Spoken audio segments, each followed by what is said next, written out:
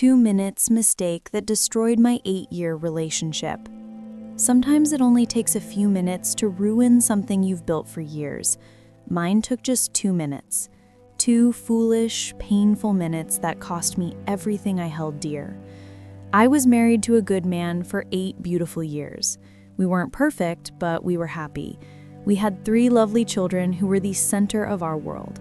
My husband was a provider, a protector, and a man with fire in his eyes, a lion who fought for everything he wanted. In every room he entered, he commanded respect. He was my king, and in many ways, I was proud to be his queen. He never let me or our children lack anything. But then came that night, the night the devil handed me the same apple he once gave to Eve. It was around 1 a.m., I had just woken from a bad dream and was sitting beside my sleeping husband when his alarm rang. I reached for his phone to turn it off, and that's when the voice came. "Why don't you check his WhatsApp? What if he's hiding something?" I wanted to ignore it, but curiosity can be the most dangerous weapon. So I gave in. I opened his WhatsApp, and there it was. A chat. Flirty words. A woman's name I didn't recognize. My heart broke in an instant. I felt betrayed, confused, angry. 1,000 thoughts raced through my head. Should I confront him? Should I stab him and run away with my kids? Or should I cheat back and make him feel the same pain I feel?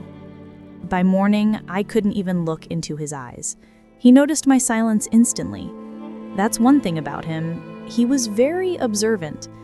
He asked if something was wrong, but I said I was fine. He even apologized, thinking maybe I didn't satisfy him well the previous night. But the truth, he was always amazing. My tiger who knew how to hunt and satisfy. There was no fault in him in that area. Still, my anger grew. Pride took over. I made the worst decision of my life. I decided to cheat back for revenge. And foolishly, I chose my ex, someone who had always lingered around my life. I told myself I'd make my husband feel what I felt, not knowing I was walking straight into my own destruction. The devil's laughter echoed loud that day, because my husband had a business conference at the same hotel I chose for my revenge.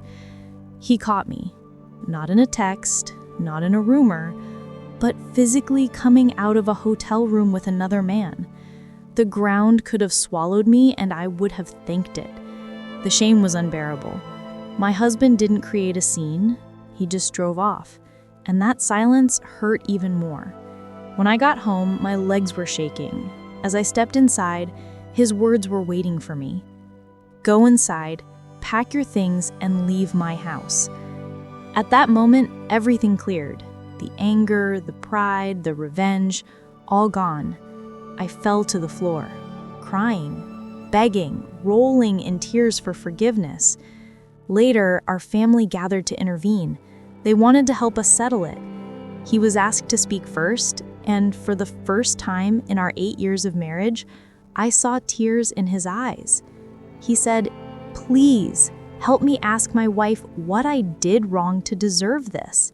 Have I not been there for her? What did I do to make her sleep with another man?"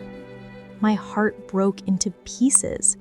I tried to defend myself, saying, "But you cheated on me first. I saw it on your WhatsApp." Everyone turned to him. Calmly, he handed over his phone.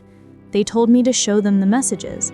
I opened the chat confidently, and that's when my foolishness was fully revealed. The messages were real, but from years before we even met. I hadn't even checked the date. My so-called evidence was a ghost from his past, something buried long before I came into his life.